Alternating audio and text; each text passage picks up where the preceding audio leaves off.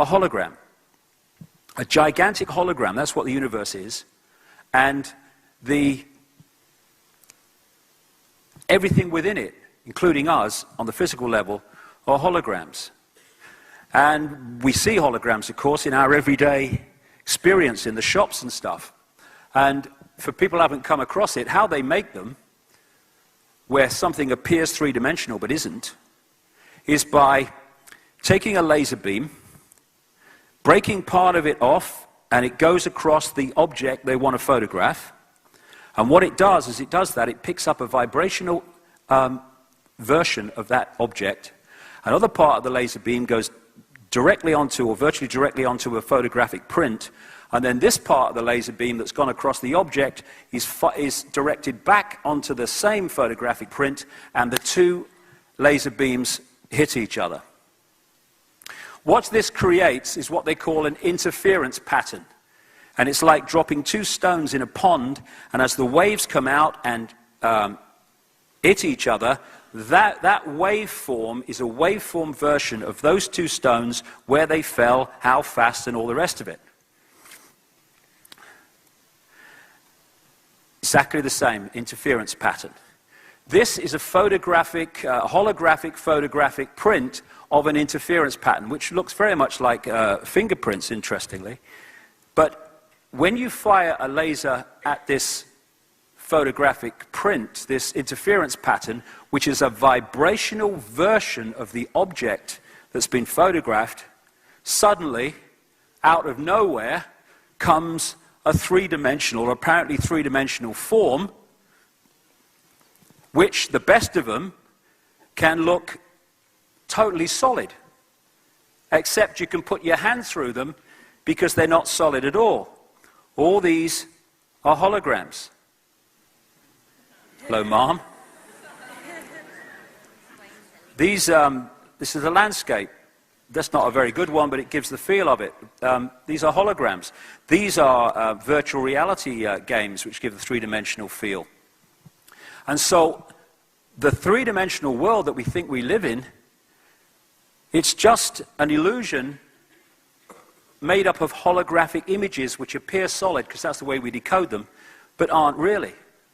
The world is vibrational, and we decode it into the physical when we observe it. It's a construct. It's illusory.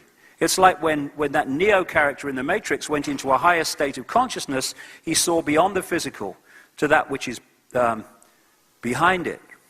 And interestingly, this is January's New Scientist, one of the most prestigious mainstream science magazines in Britain, just a few months ago, and the front page is, "You are a hologram projected from the edge of the universe." Even mainstream scientists, some of them are starting to realize this, except when you read the article, they missed the point massively. It's not projected from the edge of the universe at all. It's going on inside us. And interestingly, holograms have an amazing characteristic. Every part of the hologram is a smaller version of the whole. And so if you take a holographic print, and you cut it into four, and you fire the laser at the four pieces, you don't get a quarter-size part of the whole picture when you do that. You get a quarter-size version of the whole picture. Every part of the hologram is a smaller version of the whole wherever you go. And that's why we have this stuff in alternative healing. That's why reflexologists can find parts of the hands and the feet and other parts of the body that relate to the body as a whole. They can find a place that connects with the heart, that connects with the liver. That's why acupuncture can find points on the ear which represent and connect with different parts of the body.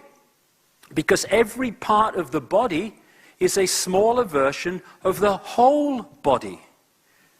And in the same way, every single part of this universe, whether it's an ant, a person, a tree, a blade of grass, a breath of air, in the end, is a smaller version of the super hologram that I call it, which is the universe as a whole.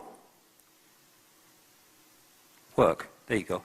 I met this guy, Harvey Biggleton, in America a few months ago, and he wrote this book called Holographic Blood. And he showed me through a microscope my own blood massively blown up through the microscope, and there were holographic pieces in it. Holographic parts of my body in it. I could see it. Oh, you got a problem there, he said. Three-dimensional forms. That's why we have this saying, as above, so below. That's why the human energy field operates in the same basic way as the energy field of the Earth, and so on and so on.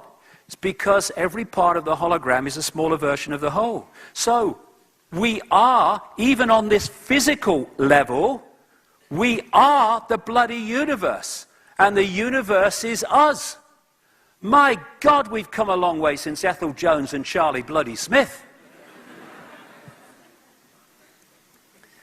It's a miracle. What are miracles? How can the illusion of fire burn the illusion of physicality?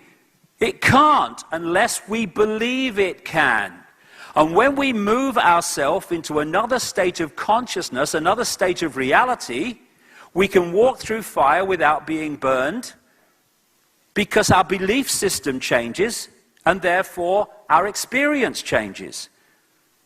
That great line in The Matrix, it's not the spoon that bends, it is only yourself. Of course it is, because you're decoding the spoon into physicality. You're deciding if it bends or not. And it's all about going beyond rules by becoming conscious. What we call the rules and laws of physics, or the rules of limitation, come from mind.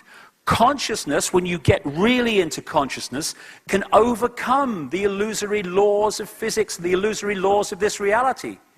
This is a line from The Matrix.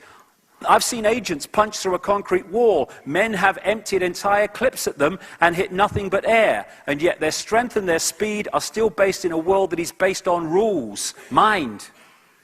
Because of that, they will never be as strong or as fast as you can be. And who was you symbolic of? He's the one. Consciousness, the one. That's what we are, consciousness. And because we've been manipulated to forget that, we live in a world of enslavement and imposition. When we realize who we are, those days are over, and we are now beginning to realize who we are. I'll be back in 1 hour. Thank you very much. Thank you. Thank you very much. Thank you.